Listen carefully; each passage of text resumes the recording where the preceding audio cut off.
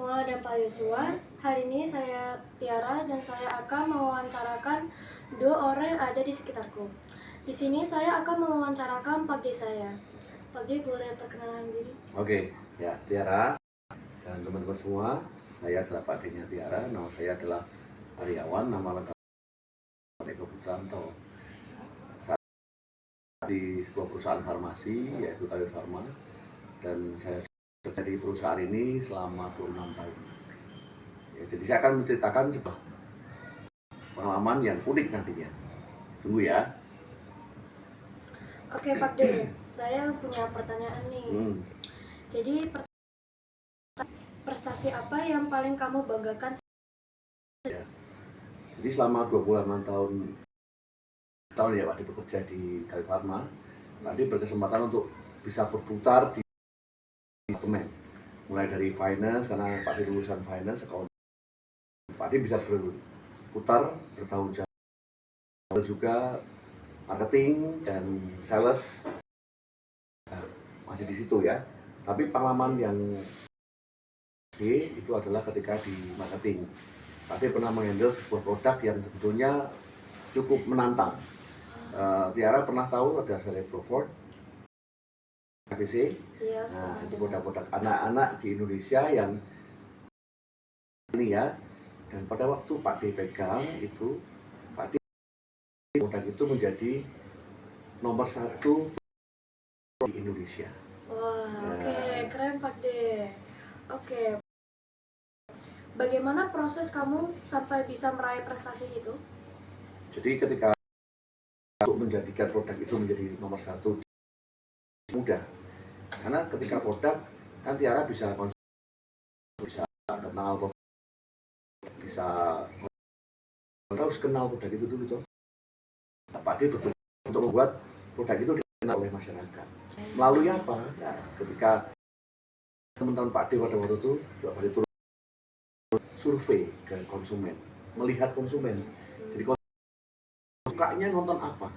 Sukanya membaca, melihat video atau di YouTube media itu seperti apa. Jadi perilaku, sehingga ketika pada saat menentukan strategi untuk bagaimana mengenalkan produk itu ke konsumen atau ke siswa-siswa seperti Tiara ini, Pak D harus tepat sasaran medianya. Nah, itulah Pak D berusaha mengenalkan produk itu sesuai dengan target yang Pak D mau. Dan itu akhirnya berhasil membuat produk itu dikenal. Wah, keren Pak D. Pertanyaan ketiga, apa tantangan terbesar saat berusaha? Ya, tantangannya adalah pasti pertama kan ini kita bagaimana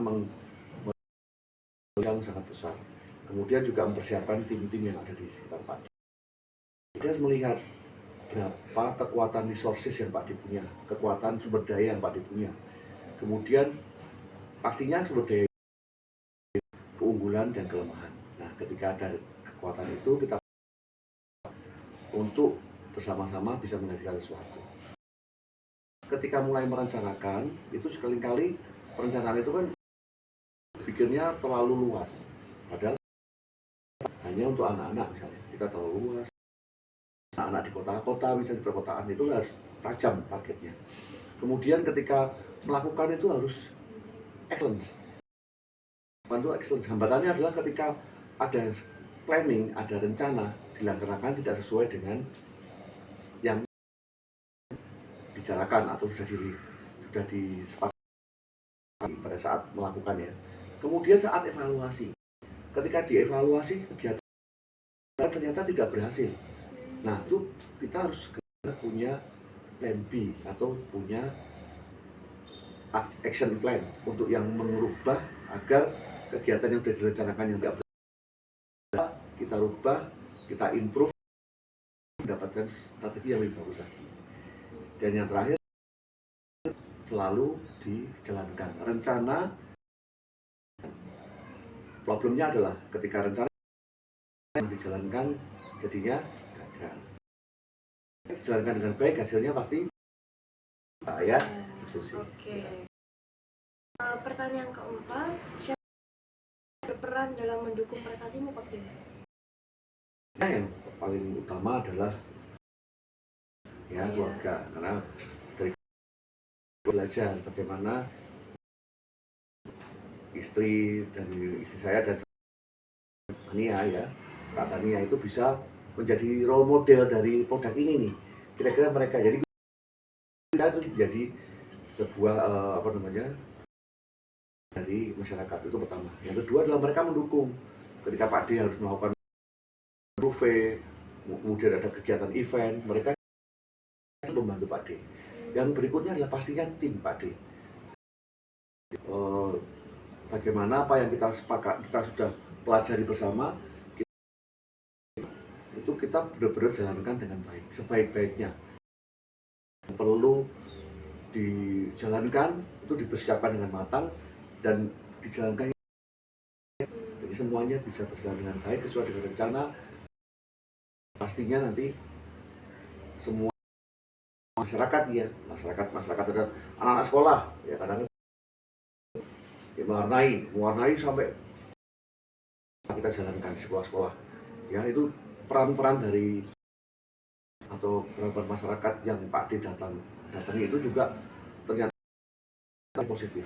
Kegiatan yang menarik membuat masyarakat, sehingga apa yang kita harapkan juga bisa memberikan tambah pada konsumen, dan konsumen juga mendapatkan pengalaman itu, sehingga mereka juga menjadi pelanggan produk Pak D. Ya, jadi semua unsur yang perlu kita kembangkan untuk mensukseskan dari strategi kita itu dikenal, dikonsumsi loyal bagi produk itu. Pertanyaan terakhir itu, motivasimu untuk terus meraih prestasi lainnya, Pak? Iya. Ada punya moto, never, ya, jangan pernah berhenti untuk belajar. Karena kita di sekitar kita hari semakin berkembang, semakin cepat. Ya, sosial media seperti sekarang, kemudian adik-adik atau siswa-siswa seperti Tiara itu, informasi sekarang sudah berbeda dengan dulu zaman Pak. Ketika kita menghadapi zaman, kita harus berani untuk mengikuti perubahan. Hasilnya kita stuck.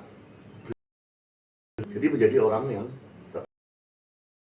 kalau kita mau berubah baik lagi, hasilnya akan nanti kita bisa mengikuti zaman, kondisi yang ada, dan kita bisa ada itu biasanya menyesuaikan diri dengan kondisi yang ada ya, dan hasilnya nanti kita bisa menang karena kita bisa win. Itu ya. Oke. Terima kasih ya Pak D untuk menjadi wawancara. Nah, sekarang kita akan lanjut